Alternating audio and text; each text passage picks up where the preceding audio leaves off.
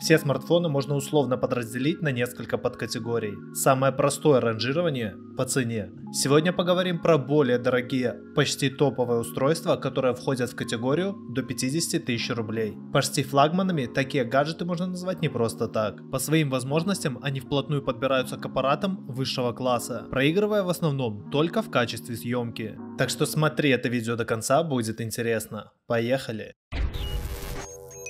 И первый смартфон, который можно отнести к этой категории, Xiaomi 11T. Устройство достаточно большое и тяжелое, 203 грамма, но не громоздкое. Для телефонов подобного форм-фактора все в порядке. В активе технология защиты от брызг IP53, слот для установки сразу двух нано-сим-карт и стереодинамики. Наконец, есть поддержка NFC и работа в 5G сетях. Из недостатков выделяется, например, невозможность установки карты памяти. Основные характеристики смартфона следующие. Экран на 6,67 дюйма с яркой контрастной AMOLED матрицей, поддержкой режима 120 Гц, а также процессором MediaTek Dimensity 1200 вместе с 8 гигабайтами оперативной памяти. Оказалось, что такой связки вполне хватает, чтобы не беспокоиться про недостаток производительности еще пару лет. И аккумулятор объемом в 5000 мАч. Автономностью девайс не отличается, можно рассчитывать на стандартный день работы. Зато на зарядку от 0 до 100% уходит всего около 40 минут. Основная камера с главным фотомодулем на 108 мегапикселей показывает хорошие результаты. Тем более, если учитывать стоимость устройства в $650. У вас получится сделать годный кадр и при плохом освещении. Но нужно понимать, что качество кадров по-настоящему флагманских смартфонов от $1000 ожидать не стоит. Главные плюсы Xiaomi 11T – хорошо собранный корпус, защищенный от попадания брызг. Во время дождя пользоваться устройством можно без особой опаски. Отличный экран, панель яркая, поддерживает HDR, может работать на частоте в 120 Гц. Производительность на уровне. По ощущениям, разница с еще более дорогими девайсами минимальна. Очень быстрая зарядка. Главные минусы Xiaomi 11T. Время работы на уровне 1 дня под нагрузкой с учетом емкой батареи. Не самый впечатляющий результат. Отсутствие технологии беспроводной зарядки, стереодинамики не самые качественные, заменить переносную колонку устройства вряд ли сможет. Нельзя установить карту памяти. Еще один смартфон, не так давно поступивший в продажу, Honor 50. Главная особенность – возвращение сервисов Google. Относительно недавно бренд Honor отделился от материнской Huawei, что и позволило компании вновь начать работать с американской корпорацией. Понятно, что и в других устройствах подборки проблем с магазинами приложений нет. Но возвращение на рынок известного игрока – хорошая новость для потребителей, ведь конкуренция вынуждает всех производителей стараться лучше. Краткие характеристики Honor 50 – OLED-экран на 6,57 дюйма с поддержкой частоты в 120 Гц. Чипсет Qualcomm Snapdragon 778G, 8 ГБ оперативной и от 128 ГБ постоянной памяти. Поддержка работы в 5G сетях и NFC модуль. Батарейка объемом 4300 мАч с поддержкой ускоренной 66-ваттной зарядки. Основная камера включает несколько модулей, но главный из них на 108 мегапикселей. Главные плюсы Honor 50 – девайс достаточно тонкий и легкий, 7,8 мм и 175 граммов. Экранный сканер отпечатков пальцев работает быстро. Обычные экранные варианты проигрывают в скорости с сенсором в клавишах питания. Задела по производительности хватит на несколько лет вперед. Несмотря на не самую объемную батарею, держит заряд устройства в смешанном режиме 1,5 дня, а также заряжается до 100% примерно за 40-45 минут. Главные минусы Honor 50. Смартфон не оснащен технологией защиты от влаги, нет стереодинамиков и возможности установить карту памяти, отсутствие беспроводной зарядки, экран немного инвертирует цветопередачу при наклоне или взгляде сбоку. Еще один девайс от китайской компании, конкурирующий в основном с Xiaomi, Realme GT 5G. Исходя из названия модели, понятно, что она может работать в сетях 5-го поколения. Оценим как задел на будущее. Девайс с фронтальной камерой прикрыт защитным стеклом, карты памяти не поддерживаются, но можно установить сразу две нано-сим карты.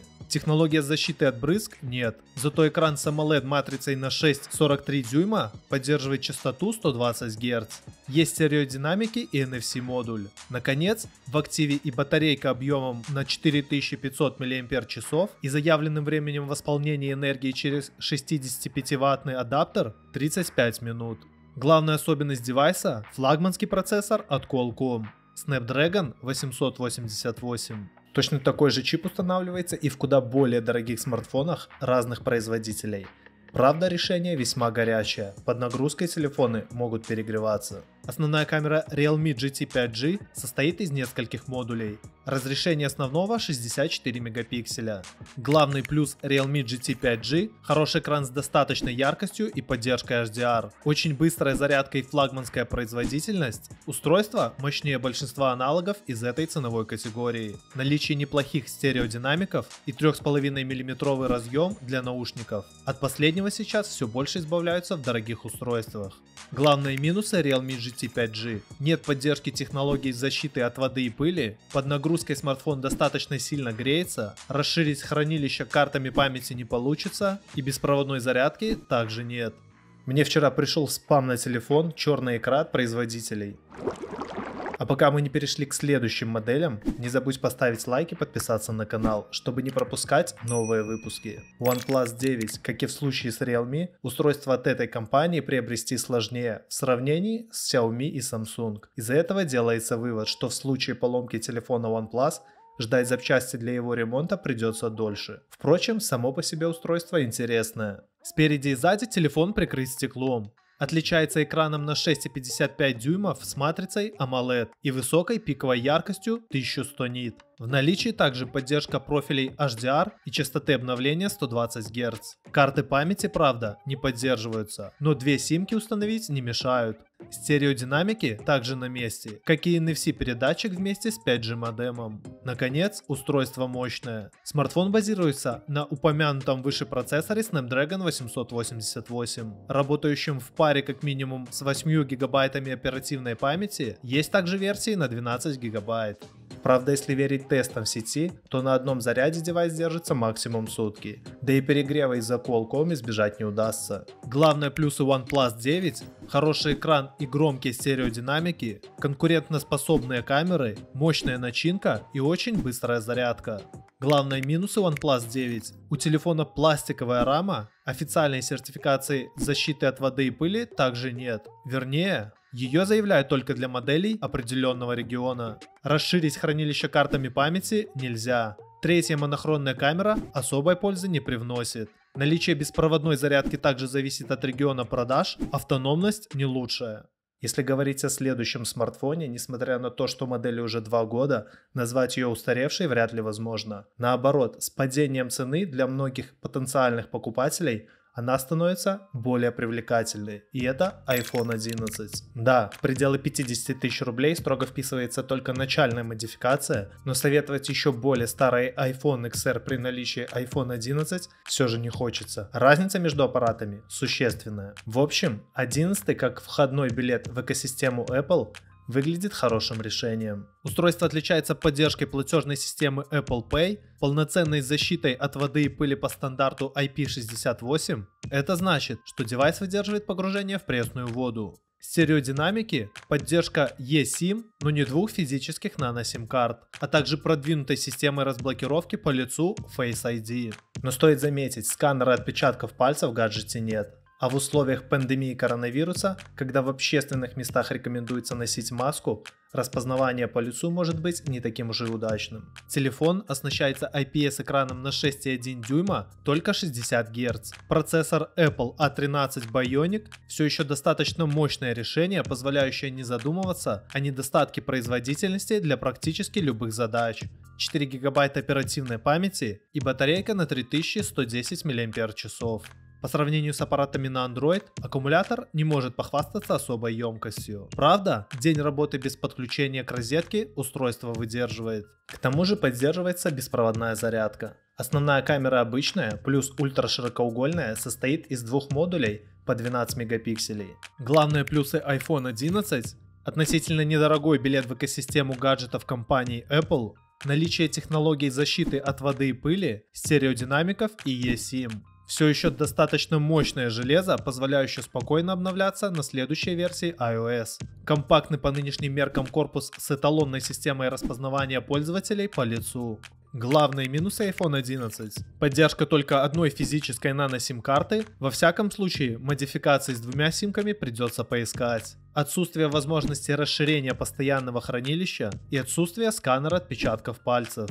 Ссылки на все эти смартфоны у проверенных продавцов, в том числе с AliExpress по лучшим ценам, я оставлю в описании. Знаете, о чем я вчера задумался? Пока у тебя телефон круче, чем у твоих детей, ты еще не старый. Как считаете? Еще один старожил подборки, появившийся в продаже осенью 2020 года. Впрочем, как и в случае с iPhone, назвать гаджет полностью устаревшим не выходит, а с падением цены он наоборот стал более доступным для большего количества потенциальных покупателей. Samsung Galaxy 20 FE. Аббревиатура FE обозначает Fan Edition, то есть версия для фанатов бренда. Вместе с тем характеристики у девайса более чем приличные и сегодня. Во-первых, в наличии полноценная технология защиты от воды и пыли по стандарту IP68. Во-вторых, смартфон поддерживает установку карт памяти. В активе также стереодинамики, а еще действующая платежная система Samsung Pay. Наконец, телефон поддерживает беспроводную зарядку. Короче говоря, набор вполне флагманский. В телефоне установлен AMOLED-экран 6,5 дюйма с поддержкой 120 Гц и HDR10+. Процессор Exynos 990, но есть версии и на Snapdragon 865. 6,8 ГБ оперативной памяти, а также батарейка объемом 4500 мАч. На одной зарядке стандартный день работы устройство точно выдерживает. При должной сноровке чуть дольше. Основная камера, как и у остальных гаджетов, состоит из нескольких модулей. Разрешение главного 12 мегапикселей. Но интересно, что дополнительный сенсор на 8 мегапикселей используется для трехкратного оптического приближения, а не макро или измерения глубины. Главные плюсы Samsung Galaxy S20 FE – наличие защиты от воды и пыли IP68, яркий дисплей с поддержкой 120 Гц, поддержка установки карт памяти и беспроводной зарядки, достаточно производительная начинка, несмотря на не самый удачный процессор. Главные минусы Samsung Galaxy S20 FE – беспроводная зарядка только 15 Вт, ускоренная проводная зарядка только 25 Вт. Остальные же смартфоны в подборке, не включая iPhone 11, заряжаются куда быстрее. Задняя панель выполнена из пластика, а не из стекла. В этом подборке, конечно, самые ходовые смартфоны до 50 тысяч, но есть куча других менее известных, но ничуть не уступающих по характеристикам и качеству. Но так повелось, что бренд — это залог качества. А многие из нас боятся брать нестандартные, малознакомые варианты из-за переживаний. Вот напиши в комментариях, какие аналоги за эту сумму ты бы смог предложить. Да пребудут с тобой инновации.